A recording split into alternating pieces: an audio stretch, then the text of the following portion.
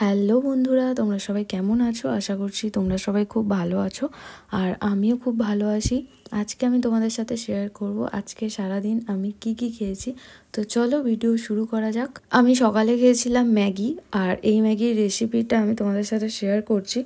তোমরা যদি এইভাবে কোনোদিন ম্যাগি না খেয়ে থাকো তো অবশ্যই বানিয়ে খেও, আশা করছি তোমাদেরও খুব ভালো লাগবে। তো নর্মাল ম্যাগি মশলার জল আর তাতে সামান্য নুন হলুদ দিয়ে আর বেশ কিছুক্ষণ ফুটিয়ে নিতে হবে। তোমরা এতে সামান্য জিঞ্জার গার্লিক পেস্টও দিতে পারো, আমি আর দিইনি। এটা খেতে কিন্তু খুবই ভালো হয়, আমি এর আগেও বানিয়েছিলাম, কোনোদিন ভিডিও পোস্ট করিনি। আর লাস্টে নামানোর আগে দিয়ে দিতে হবে সামান্য পরিমাণ দুধ। এই দুধটা দিলে না এটা পুরো চিজি ক্রিমি টাইপের খেতে লাগবে, খেতে কিন্তু বেশ ভালো লাগে।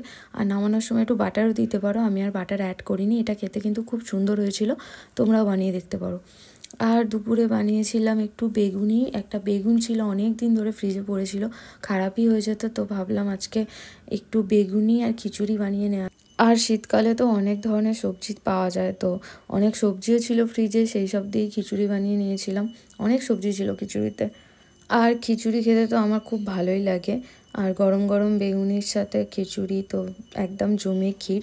তোমাদেরও যদি বেগুন ভাজার সাথে খিচুড়ি খেতে ভালো লাগে অবশ্যই কমেন্ট করে জানিও। আর আমি অনেক দিন পর বেগুনি বানিয়েছিলাম।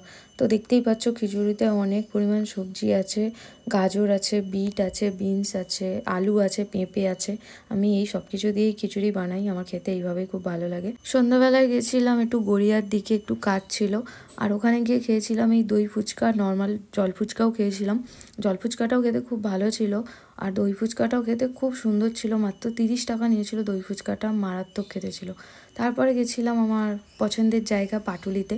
আর এখন জানি না কেন রোজ পাটুলিতে যখনই যাই আমি তখনই এই ভুট্টাটা না খেলে হয় না। এই ছোটো ভুট্টার দামগুলো নেয় 30 টাকা করে, আর এর থেকে একটু বড় আছে যেগুলো হয় 40 টাকার। তো দেখো আমি এখানে ভুট্টা নিয়েছি, আর এই ভুট্টাটা খেতে সত্যি খুব সুন্দর। শীতের সন্ধ্যায় গরম গরম ভুট্টা খাওয়ার মজাই আলাদা। পাটুলিতে ভুট্টা খেয়ে তারপর চলে গেছিলাম গড়িয়াহাটে জুডিওতে।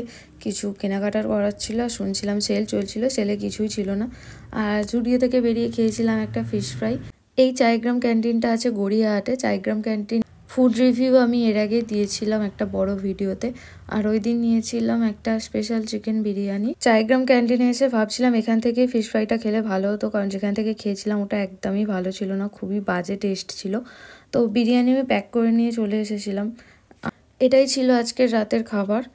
আর বিরিয়ানিটা খেতেও ভালো ছিল, মানে এর আগেও খেয়েছি চাইগ্রাম থেকে, তো সেরামই ভালো খেতে ছিল। একটা আলু, ডিম আর চিকেন ছিল।